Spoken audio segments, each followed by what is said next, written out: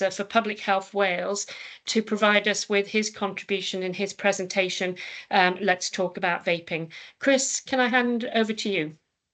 Thank you very much indeed, and thank you for the invitation to come and speak to you all here. We have at Public Health Wales, and with our colleagues working in local teams as well, done quite a lot of talking to young people about vaping, about what they think is important, and about the questions that they have. So I'm going to run through this presentation. I hope it represents the things that people are interested in, but very, very happy to take any questions afterwards. There is no question that you think might be dumb that I haven't asked in a more dumb form. So please do feel free to ask anything that you want. So I'm going to try and just present this now.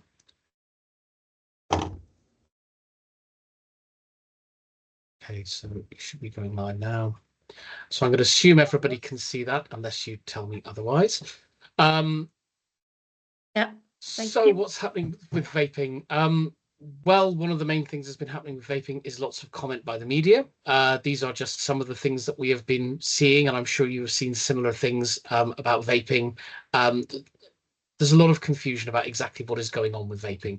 And these are some of the questions that we want to sort of briefly answer today, because they're some of the things that you get a lot of very different answers across different forms of media and across different outlets as well.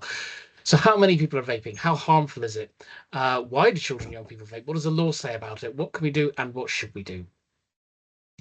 So there's lots of different ways to think about vapes. The classic kind of vape that I'm sure many people will be familiar with is a disposable kind. These entered the market in 2019, became very, very popular very rapidly, particularly amongst children and young people who are vaping. They're single use, so they're a big environmental problem, with batteries and chemicals entering the environment quite rapidly. They're pretty cheap to buy, but quite expensive to continue to use. We have these kind of pod vapes, which is where you have a vape that has a liquid that sort of liquid pod that can be swapped in and out as it runs out. And then you have these sort of larger refillable ones that are a bit more expensive, and that you fill the tank up with yourself from an e-liquid that you buy. And this, I won't go into a lot of detail about what vapes look like, because you're probably familiar, but you have a battery in that is activated when people suck on the vape. It heats a liquid and the liquid is drawn into the lungs. So that's what vapes are at a very basic level. What does the law say? This is one of the first things that people often ask us. So it's illegal to sell vapes to anyone under 18. That's specifically about people selling vapes. We have never wanted to criminalize children and young people. So it is not illegal for someone who is under 18 to be using a vape themselves, but it's illegal for them to acquire it in any way. So if anybody is using a vape, something illegal has happened at some point in that. There's a lot of limits that came in a few years ago to the product to try and make sure they were as safe as possible. So the tank size can't be bigger than 2 milliliters. Refills are of a certain size. The concentration of nicotine can't be more than 20 milligrams per milliliter. So the idea was to stop very strong formulations of nicotine being out there. It's obviously very difficult to spot anything that is illegal in terms of not conforming to the law.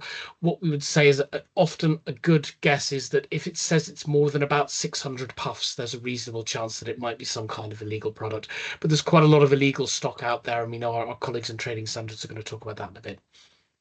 There's a ban on any TV or radio advertising, including product placement, but not necessarily on social media. It's harder to police all of that, and I'm sure you might have had experiences of coming across these on social media. And it has to be labelled and it has to be registered with the Medicines and Healthcare Regulatory Authority, which is the national that makes sure that the product is safe and conforms to the law. Disposable vapes. Welsh Government, along with the other devolved nations, has announced they're planning to ban disposable vapes. That's due to come in April 2025, and that will still be going ahead. There was, as you may have heard, the tobacco and vapes bill that Rishi Sunak announced a few months ago. That would have seen the banning of sales of tobacco to anybody born after the 1st of January 2009, but also had a lot of provisions about the marketing and the visibility of vapes. And we were very keen to see those things restricted, because we think that's something that's really increased vaping amongst young people is this very high visibility of very appealing seeming products.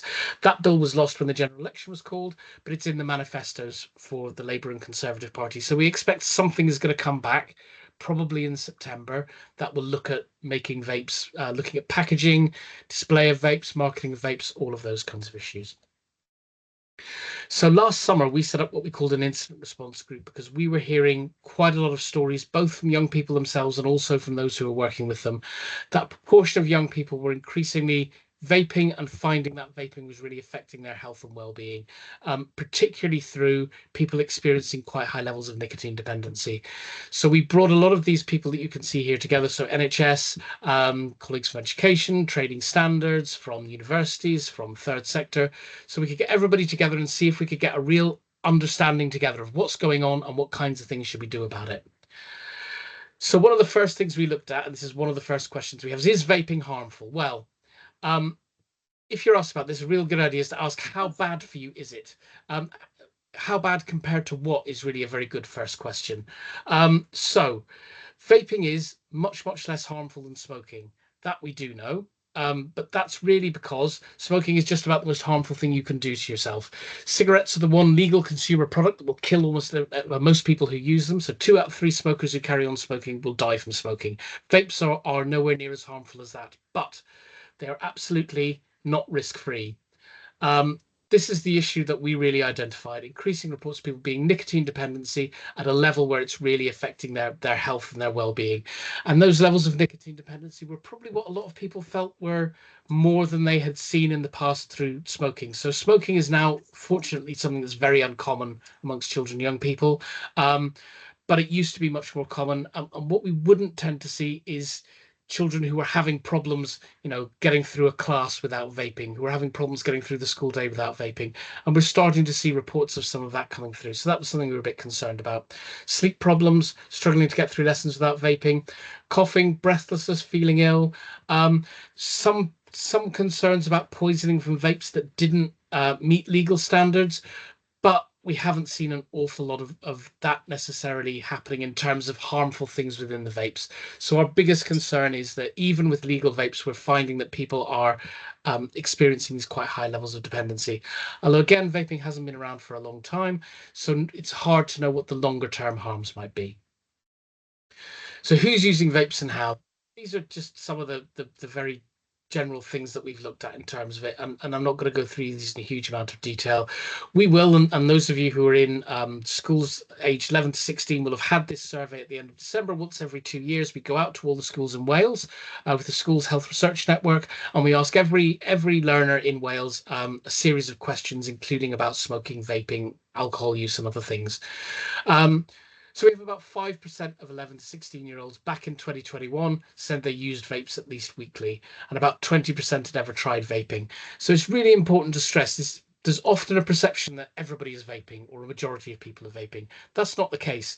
We think those numbers might have gone up. We'll know soon from more recent data. But most young people, the overwhelming majority in Wales, are not vaping. But there's an increasing number who are, and that's something we're concerned about. There's more girls than boys vape, and when we've talked to young people, that's pretty consistent in their experiences. Smoking's becoming rarer. There's quite a lot of people who are both vaping and smoking, which is something we're quite interested in. But we definitely seem to have an issue of those who are only vaping and never would have smoked who are starting to vape. This is the number of people who are using by year group. So you can see, as you'd probably expect, start off in year 7, there's not very much use at all. But once you get up to that year 11, you've got more like, I think the last figures were about 14% of people in that year group were smoking regularly. Again, very far from everybody, but enough that we would have some concerns. And these are some comparisons with smoking. So the vaping, as you can see, is that orange bar in there. So you can see that it's about on the level of smoking. Alcohol use is probably a bit more common, but it's sort of on a par with a lot of those other kinds of behaviours. It's becoming more common in relation to those other substances. In terms of adults, it's useful for a bit of context. There's about 8% of adults in Wales that are vaping, so that's higher than the number of young people who are vaping, but that's less than the number of adults who are smoking. So there's different patterns between those two populations. This is the thing that's really important about disposable vapes. So this chart on the left is from a survey that ASH UK, who are one of the big UK charities, do, and they do it every year. And this is from asking people who are under 18.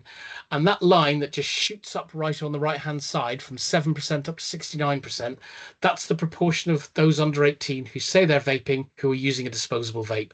So you can see disposable vapes have been in the market for quite a while, but you hit that point of 2019 and it just really shoots up. And that's one of the things that we think has been really driving this increase in vapes. And you can see there's very, very large amounts across the UK being sold every year, huge amounts being thrown away, and tons of disposable vape litter going away. So that environmental impact is something that we're concerned about as well. Again, I'm not going to go through this in a lot of detail, but one of the things people often ask us, including young people, is why do those who vape? And you can see some of the themes that have come out of this. This is some work that we did in quite a lot of detail to go out and talk to children and young people. There's quite a lot of a sense that people feel that it's becoming normalized, even though actually the reality is a lot of people aren't vaping. People find that it's quite easy to try. There is a sense that a lot of the marketing of vapes, although vape companies will claim it isn't, is actually targeted towards children, young people. And we see that in a lot of the flavors, a lot of the packaging and things like that. So, you know, that's normalization. And also quite often we find young people talking about using vaping as a way to manage stress. And I know this will probably be the case for many of the learners here who are joining us, but we know that, school can be a stressful time anyway. Those who are particularly in their kind of GCSE years now, or those who made the transition to secondary school in the time of COVID, that's a very stressful time as well. So people will talk about that as being a way. Now, this was something that people often used to talk about with cigarettes as well. The reality is that smoking actually isn't a very effective way to deal with stress. The reason people sometimes talk about feeling relaxed when they smoke or they vape is that they've become dependent on nicotine, and getting that hit of nicotine relieves that craving for a short period of time. So people feel that as a sense of relaxation. Actually, over time, what you're doing is you're putting yourself under more stress. You're having sort of these highs and lows of nicotine coming into your body and going out and producing craving.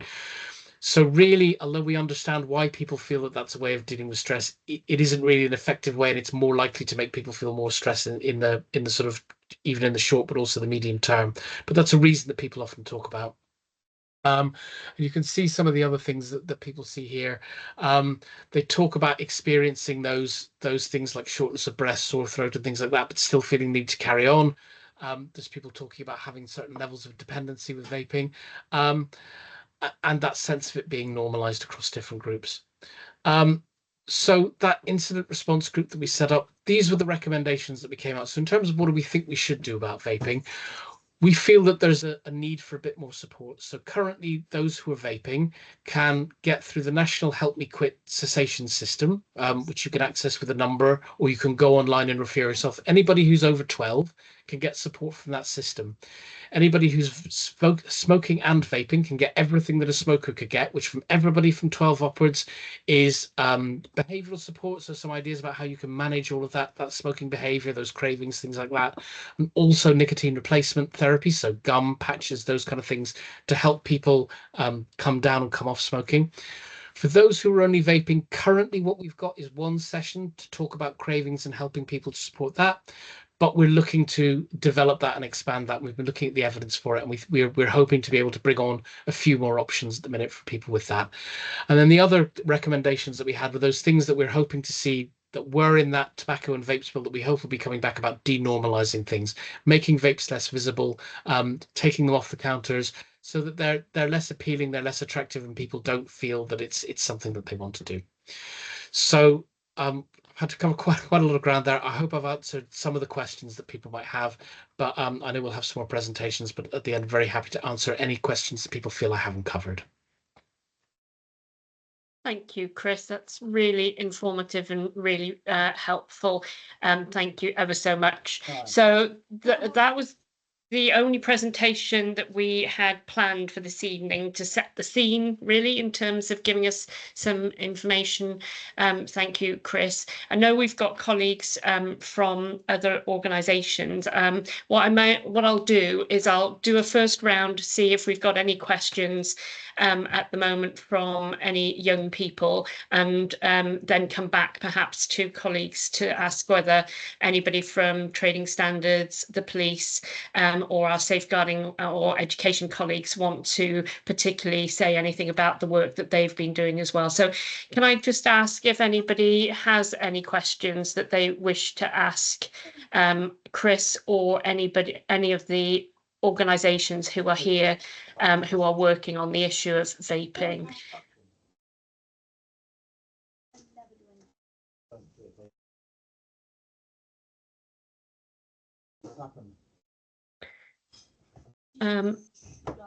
Can't see any hands. Rian, can I bring you? We had some questions at the Youth Question Time, and I think we've also had some questions submitted beforehand.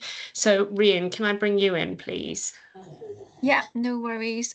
Yes, this is a question that's probably was summed up maybe in our Youth Question Time. We all know shops and communities that are selling, that people say are selling vapes to children. What's being done to identify and target shops selling vapes or illegal vapes to children? So what's being done in our communities? That was something that young people wanted to know.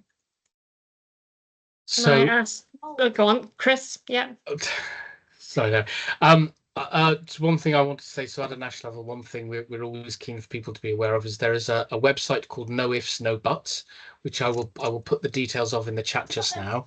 And that's somewhere where people are able to go on anonymously and report anybody selling illegal tobacco or illegal vapes, including those to people who are underage, and that will be something that can be picked up by trading standards colleagues who can go out and start looking at that. So that's one immediate thing, that if people are aware of those particular places, you can go on, you don't have to put your name in or anything like that, and that will immediately help to sort of to identify where that's happening for people to take action in their community. I know that there'll be plenty of other things locally people want to highlight.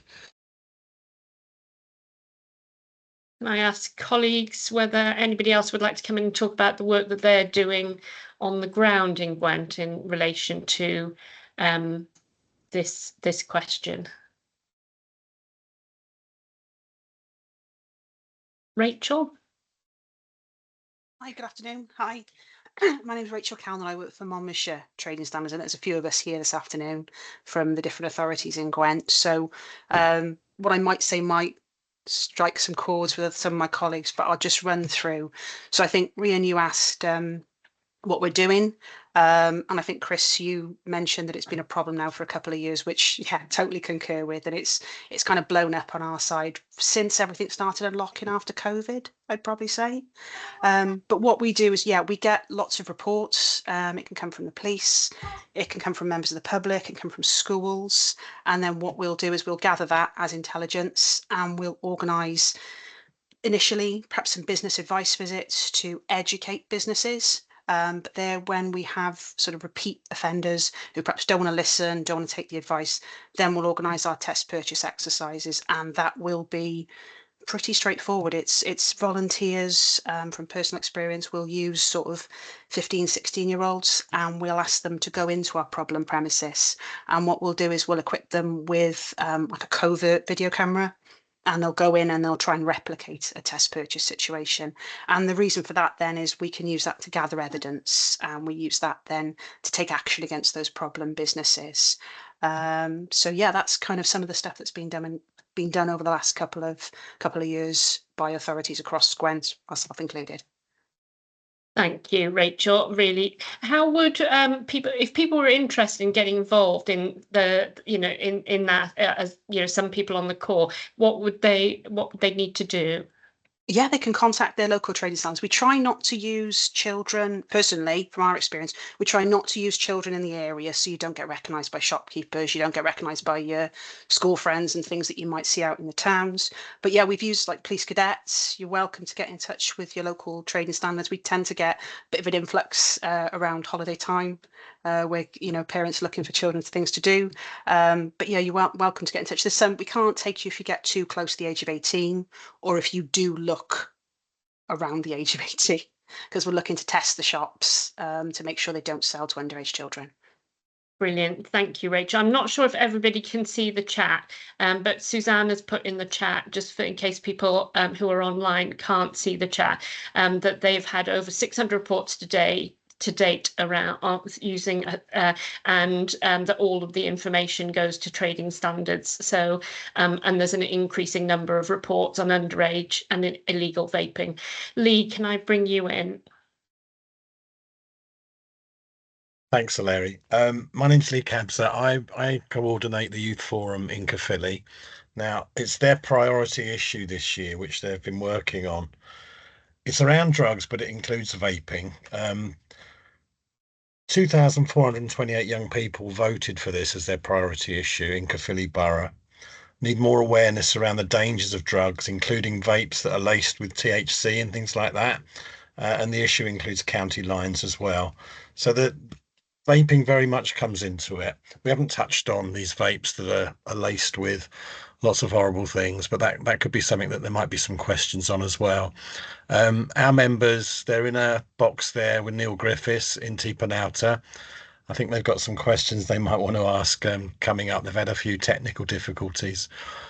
But we've met with local trading standards, so I can reiterate, hopefully we're going to be doing some work with those around test purchasing. I know they met with you, Chris. They've met with people, Rebecca as well, I think, from Aneurin, Bevan. So we're looking to do a project over the rest of the year to sort of try and raise awareness for other young people around the dangers of vaping. And we've also worked with Healthy Schools. We've got them in a meeting with us tonight. So I know Healthy Schools are looking to promote some educational material specifically aimed at primary age young people, because it is not just teenagers that are getting involved in vaping, that some of the ages are very young indeed. So it is a really worrying trend. So thanks for organising this tonight. I'm sure there's going to be some interesting questions coming up from some of the young people once they get going. But it's great to see so many people in the rooms. Thanks, Larry. Brilliant. Thank you, Lee. And yeah, really, really important points. And I think, the level of concern, certainly at the youth question time, and I know that those conversations have continued, is why we really wanted to bring everyone together this evening. So if I can then go over to Tipanauta and ask for your questions.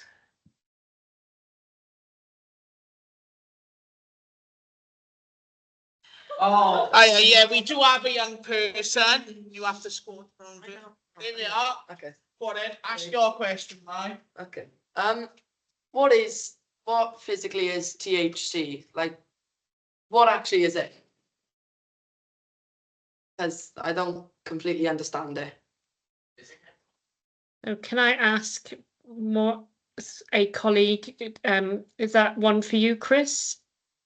And I'll bring in colleagues from Aneurin, Bevan as well. Chris? Yep, I'm happy to comment on that. And again, others might also have things to add to what I have to say. So THC is a chemical that is the main active ingredient within cannabis.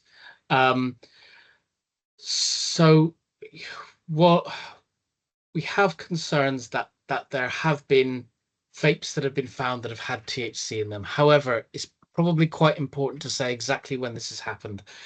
So there have not been no circumstances where anything with THC or any other illicit substance have been found in any vape that someone bought expecting it to be a normal vape, if you like. So we don't have any, we've had no information. There's never been a case where someone has gone into a shop, bought a vape thinking it's a normal vape and it's turned out to have THC in it. Every time that has happened is because someone has gone out to try and buy something, and very often those have been where people have bought them online. Now, we have concerns where people are doing that compared to, for example, using herbal cannabis, because once you start taking out, refining the substances that were within things that are plants in their natural form, there is a risk that things can become very, very concentrated, and that's more likely to make people ill than cannabis in other forms. So we do have concerns about that. There have been some cases when young people using vapes that have turned out to have THC have become unwell in them. There have been no serious harms that we're aware of from that, but people have become sick and needed medical treatment from it. And it is something we're concerned. Now, we have, there there is a very good system involving the police, safeguarding representatives and local councils, trading standards and people like that, and us, where if any of these kind of incidents happen, they tend to get reported to us very quickly. We make sure that everybody around the system is aware of them, so people are aware, you know, if other young people become ill, that you would be able to know that there was a problem happening. But they've been relatively contained where we have found them going on. We also are in contact with, there is a project called the Wedanos project, which is run by Public Health Wales, which is a drug testing project where they take samples of things that are found in the community and they test them to see what the content is. So they have found some instances of vapes that have contained THC, and there are concerns about them. But again, we don't see this as being something that is very widespread unless people are actually going out and finding them. So I hope that sort of addresses some of those questions, but happy to take any further on that. Before I bring Lee in, can I go back to T Penalta and just say, does that answer the question? Does that make sense, or do you want to come back and ask anything else? No, thanks. That did like more or less answer my question. Thanks. Brilliant. Thanks. Lee?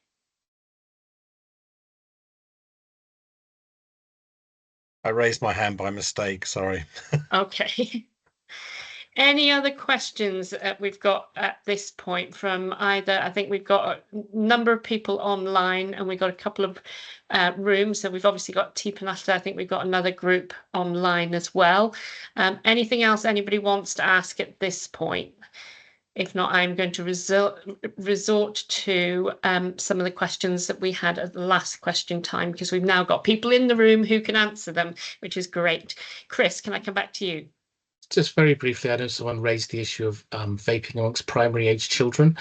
To date, there hasn't been a lot of evidence that's widespread, although we know it happens in some circumstances, but we are starting to hear people voicing their concerns, those who work with young people, that there's a little more of it happening.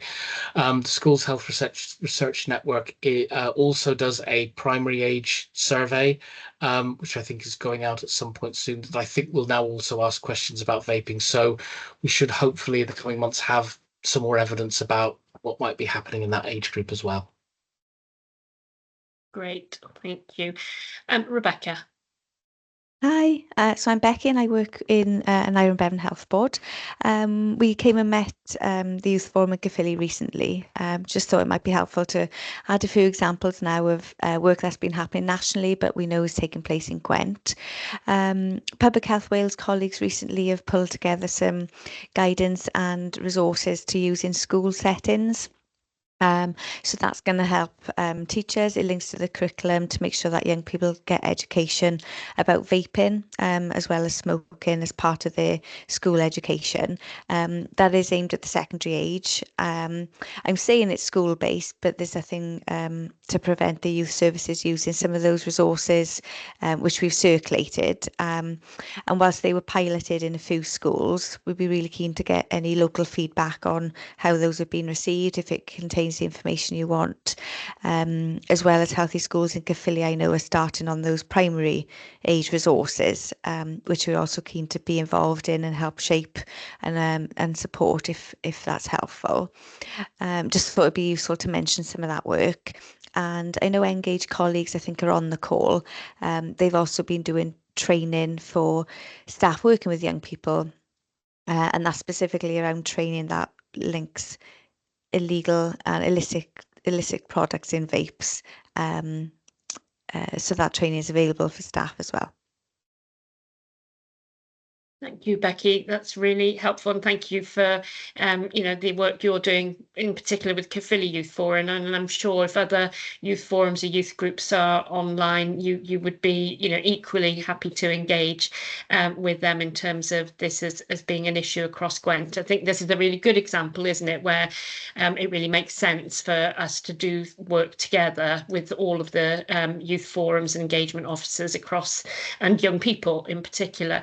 I do know that the Engage Young Ambassadors had lots of questions, quite challenging questions, I think, when we met at the Youth Question Time. And one of the things, and I don't know if any of the young people who are online might want to ask about, but one of the one of the questions we were asked was very much about the use of vapes in schools and policies in schools around how to manage perhaps pupils vaping and schools policies and you know, lots of views around you know, being able to vape in and around the school day. You've already mentioned it, Chris, but also then the impact that has on other young people and you know, feelings and conflict then between young people. I don't know whether anybody in particular, I know we've got some of our safeguarding colleagues and from education, and whether you've got anything you want to share about schools and how schools manage some of this work? I don't know whether Heather or Mandy from Caerphilly, whether there's anything you want to contribute, Mandy? Sorry, just really to touch on what Lee just mentioned, you know, not earlier mentioned about the Healthy Schools team. So I know Karen Quinn within Caerphilly, she's been doing a lot of work with the schools directly around vaping. So she's sent the or circulated the Public Health Wales Education Settings toolkit. So she's circulated all that to the schools in Caerphilly now to start working with those directly. So, you know, the guidance for the teachers will be, I guess, you know, a good start to help them to start to sort of educate the children, you know, around vaping and the dangers of vaping. And then obviously there's some classroom activities in there as well. So even though Karen has been doing some work, ongoing work in Caerphilly, I guess now we've got this toolkit, it's going to start to perhaps, you know, ramp up a little bit now, and there'll be some sort of focused work going on. Brilliant, thank you, Mandy. Just wondering, I know we've got Claire on from Gwent Police. Just wondering, Claire, if there's anything you wanted to add from a police perspective around what the police have been doing in about vaping. Hi, yeah, good afternoon all. So I'm a community support officer and I am based in Pill Police Station, which is down in Newport. I've been working very closely with Newport Trading Standards. One of our partners is actually online at the minute, Steve Hay. We've been running something called Project Firecrest, which is sort of tackling the sale of the illegal vapes and tobacco within the shops in the area. That's kind of been in the making for sort of the last maybe 18 months or so. That's where we've been sort of holding regular meetings, sharing intelligence. That's obviously stepped up quite a bit since we first started sort of talking about it. We now enforce visits quite regularly to shops that come to our attention, whether it be from sort of test purchases, which have already been mentioned, or intelligence shared with us through the community. I have got a couple of figures in front of me. So just to put into a bit of perspective, since starting the operation, the number of devices seized to date are 16,577, and that totals the puff. So obviously we've mentioned about anything over 600 puff we would sort of assume to be illegal. The amount of puffs on that is 95,209,500, which is obviously quite a large number, quite difficult for me to read off the screen as well, if I'm honest. And the total valuation up to date, this includes both tobacco products and vapes seized, so far is £992,187.69. Obviously, along with that, there's been cash sort of seized and some counterfeit goods, and also some drugs has been found at the premises. Trading Standards sort of take the lead on dealing with these businesses. When we go out to visit them, we'll also sort of take colleagues from environmental health. We've involved the fire service in relation to sort of the safety on these buildings. And then there's more sort of work going on in the background in relation to that. But I would encourage any of the youths who are online now, You know, if you have got that information, such as you think that a shop is selling sort of these devices or whatever, please bring it to somebody's attention, because we can sort of act upon it. And as Public Health Wales have said, you know, it is a growing concern of not only Public Health Wales, but colleagues in sort of Trading Standards and also Gwent Police. And it is something that we want to try and work on together, to try and combat. As I said, Steve is online, so I don't know if there's anything from Steve that he would like to add in from their perspective as well, because like I say, we have been working really closely together now. Brilliant, thanks, Claire. And just as if by magic, Steve's put his hand up. Wonderful. Claire, here's enough from me normally anyway, so I was trying to keep my mouth shut for as long as I could. Yeah, just reiterating part of what Claire said, that we've been working on the development of this project for a while. It follows on a project we worked with Gwent Police in relation to the city centre in Newport. Like a lot of areas in Wales, we've got a couple of hotspots supplying illegal tobacco and vapes, and we realised that we're working sort of long term to try and positively affect that. So I know Suzanne's and others have referred to no ifs, no buts. We're getting information and intelligence through at a level we've never had before in relation to illegal tobacco and vapes, and the no ifs, no buts mechanism is a great one for us. It comes through, and we, just for those people who are listening that are considering passing intelligence through, we do review every single piece of intelligence, and it feeds into the work that we do. So currently overseeing, leading the investigations team, but both the Trading Standards teams in Newport have this aspect of work as a priority for them, and it will continue to be one. Just to give people an idea of some of the types of action that can be taken. Claire mentioned seizing cash and taking that away from the criminals, the organised criminals who are carrying out this type of activity. So we do that. We prosecuted many people. We continue to prosecute people where appropriate. In Newport, we've used antisocial behaviour legislation to close 51 premises now, for a minimum period of 3 months. It's either 3 months or 6 months, and that continues to be a tool that we will use to try and disrupt and harm the supply of illegal vapes and illegal tobacco.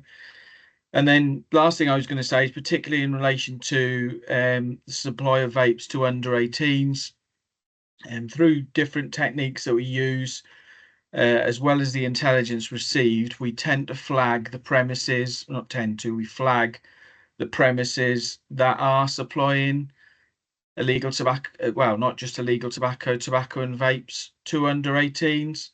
And then, as my colleague Rachel said, we go through a process to try and assess whether that information is accurate, gather evidence.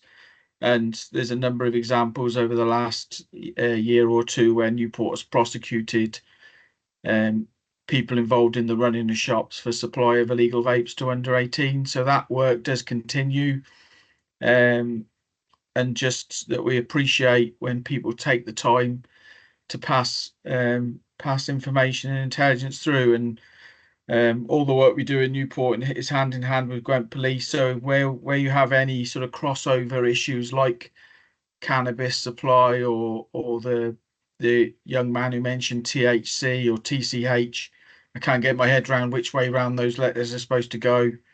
We work with the police on that, and look to take the best action we can.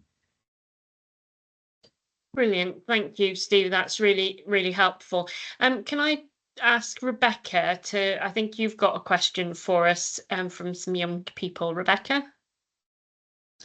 Hi, my name's Izzy, and we're part of the Torvine Young Carers. And we wanted to know about the dangers, if there are any, of like secondhand vaping. Obviously, we know about secondhand smoking, but if there are any dangers of secondhand vaping. Brilliant. Thank you, Izzy. Really pleased that you and your group are with us tonight and are engaged. Thank you so much for being here and your question. Can I ask Chris to perhaps respond to that question first, and then we might come back to you, Becky. Chris? Sure. In terms of physical harms, no, not really. The harms that there are very, very definite harms from secondhand smoke. And that's due to all of the different chemicals and tars that are in the smoke itself. Vape that's produced when someone exhales vapor is just really sort of water droplets and it smells a bit. There's nothing really that you're going to be harmed by if you breathe that in. What you do find, however, is that people who are around a lot of vaping are more likely to take vaping up themselves. Because they're more likely, obviously, they're in areas where vapes are available. They see it as being more of a normalized activity. So that's what our concerns are around people being around vapes. But in themselves, no, unlike secondhand smoke, there's no real harms associated directly through breathing in secondhand vapor. Thank you. Becky, did you want to come in and contribute anything?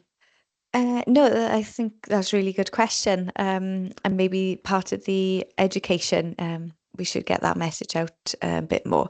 I thought it's a good answer, Chris. My only thought was, do we need to lead on from that to think of where the vaping behaviour is taking place? I might be leading with a question here and putting the thought out there, but we know with smoking that various laws and restrictions have been applied, either voluntary bans or more strict legislation throughout the years, that you can't smoke indoors, you can't smoke even in some of the outdoor public places such as train stations, and that's come about in very strong legislation to support it.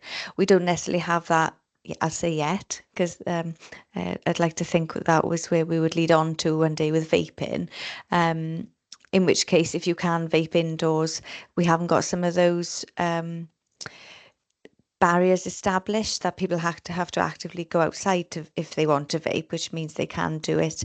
They're not necessarily monitoring how often they do it. If they were to be sat indoors, say for an hour or two, they wouldn't necessarily be actively noticing how often they're vaping if they sat down for an hour, whereas if they were to go and smoke, they'd have to physically stand up, remove themselves from the premises, go outside to wherever the smoking area is, smoke, and then come back indoors. So I think that exposure to both the secondhand vaping, but also that vaping pattern is probably a risk both for vapers and non-vapers around people vaping.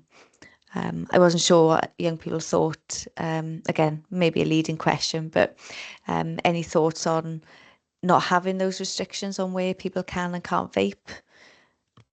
Shall we come back to Izzy? So Izzy, did that answer your question? And have you got any views on what Becky's just saying now about actually if there were restrictions on where you could vape, what would people think about that? Yes, it did answer the question. Thank you. And I think that restrictions are good because obviously, like Becky said, that if you've got more people vaping around, like people indoors, they're more likely to take it on, and like it's more likely to be like influenced. So I think, like you said, with you're monitoring it more when you're smoking, actively going indoors and outdoors. Whereas if you're vaping inside, more people pick it up almost. More people is like influenced and they see it more. Brilliant, thank you, Izzy. And I can see that Emily's got her hand up, but I'm pretty sure it's not Emily who's going to be asking the question, or maybe it's a team question. Young person Helen. I had a question about the marketing of vaping. Why haven't we done it to like go smoking where we have to have the brown colouring because of the ban? I wouldn't suggest the brown because it's for smoking. I would suggest more of a grey colour, but can you explain why we haven't put that legislation in? Brilliant, thank you, and thank you for a really good question. Chris, over to you. That's what we're hoping to do.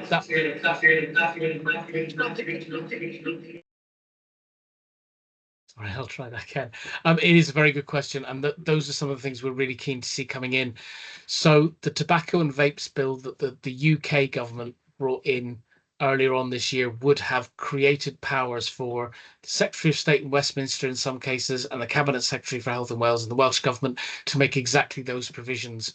And unfortunately, when you call a general election, anything that hasn't already passed through Parliament just gets lost. So what we have heard is that the Conservative Party and the Labour Party have both said they'll bring back that bill in some form. So we're hoping that will come back in September. Now, as I said, what that bill will do is it won't actually say what packaging has to be or where they have to be kept off the counter. What it'll do is allow the Secretary of State then to decide what to do about it without having to go through Parliament again. So there's going to be a real, assuming things come back, there's going to be a real piece of work for us to make sure that, you know, the kind of voices that we've heard here are being heard to say, we really need to take some action on this, because we know when that was applied to cigarettes, that was one of the things that really, really made a difference. That horrible packaging, the keeping it behind the counter and out of sight, the restrictions of marketing, all of those had a really big effect on how many people took up smoking. Because if it's out of sight, you know, people can't see it, people can't have that appeal to it.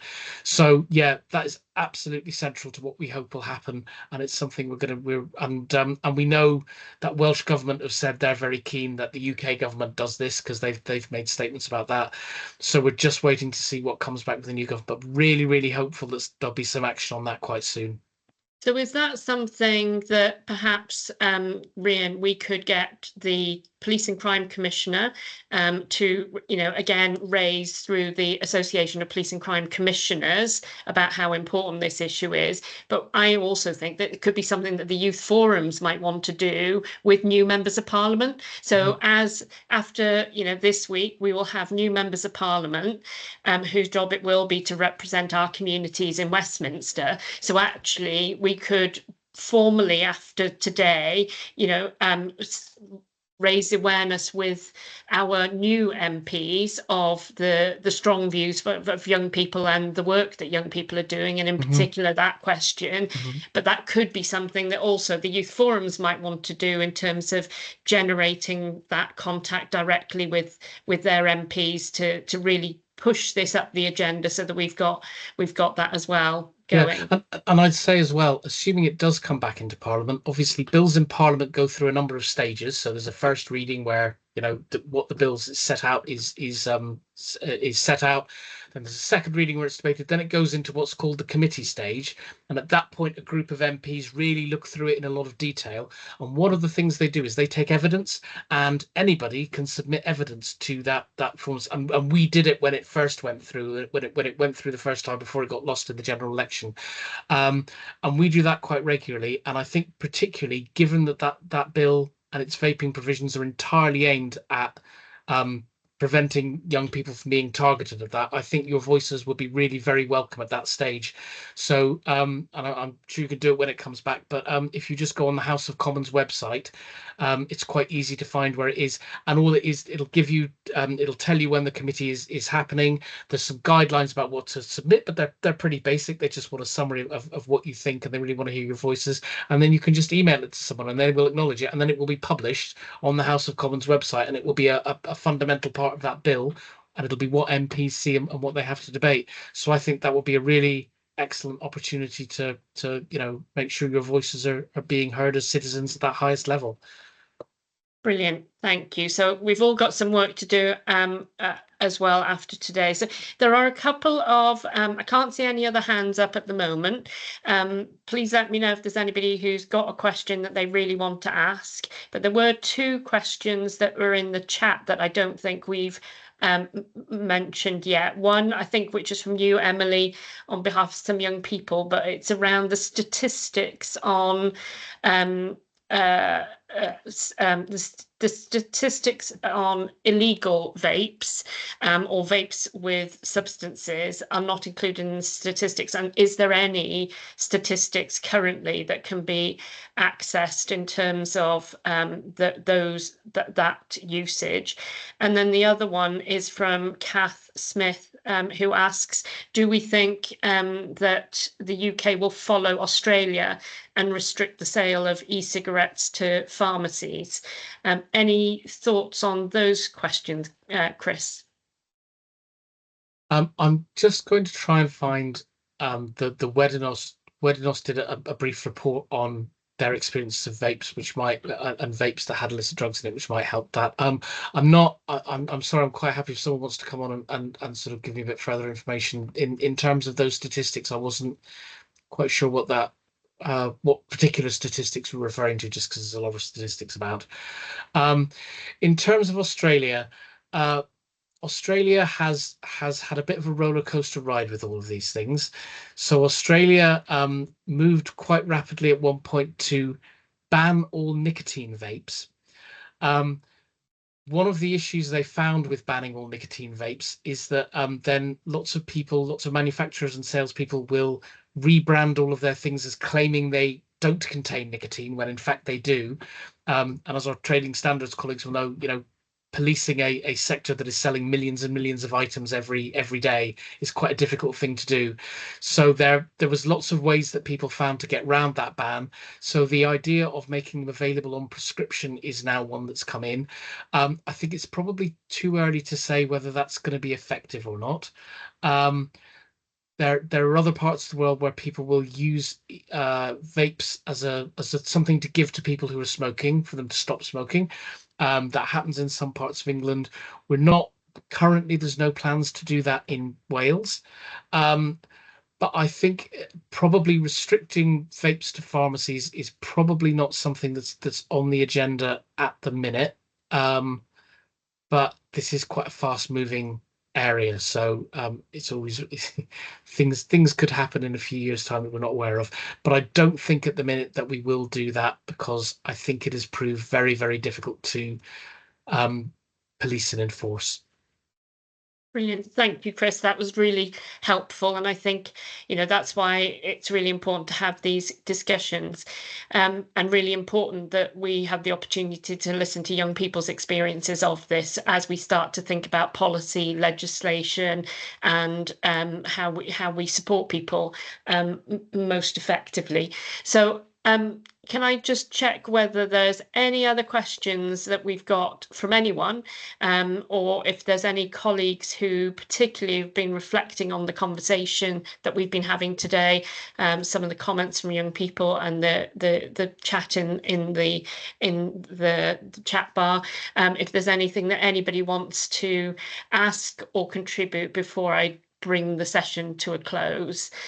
Just conscious of time, but equally don't want to not have somebody ask a question if they want to. But I think that discussion and maybe taking some action together. So actions for those of us who are supporting young people and working on this area, but also, really encouraging young people to continue to do what you've been doing, which is very successfully raising this issue with us. And it's so important that we listen, again, for all of you who have youth forums and have opportunities to meet with your leaders of the local authorities. Again, there's a real opportunity to keep raising the profile in particular. And I think it does feel like, a number of colleagues are working together, really effectively, but it just shows, really appreciate everybody's time this evening. So if there aren't any further questions or anybody who wants to make a contribution this evening, can I draw this evening's session to a close? Thank you to everybody for your time tonight, for raising the issues. It's so important that we listen, we hear, and we have this conversation with our young people, so that we both can share the work that is happening, but also that we can continuously learn in particular. We were going to take a screenshot, so just that we can record this session. So if everybody's happy, that Rian will do that, and then Rian will share the information from today with everybody after the session, so that we can take forward this work together. So Thank you everyone for your time this evening. Thank you more importantly to everyone who's working collectively on the issue of vaping, but most importantly, thank you to all the young people who've joined us online this evening. Thank you for raising it, and thank you for all the work that you do working in your communities. Have a good evening, everyone. Thank you. Thank you. Thank you, Chris, in particular, for your presentation.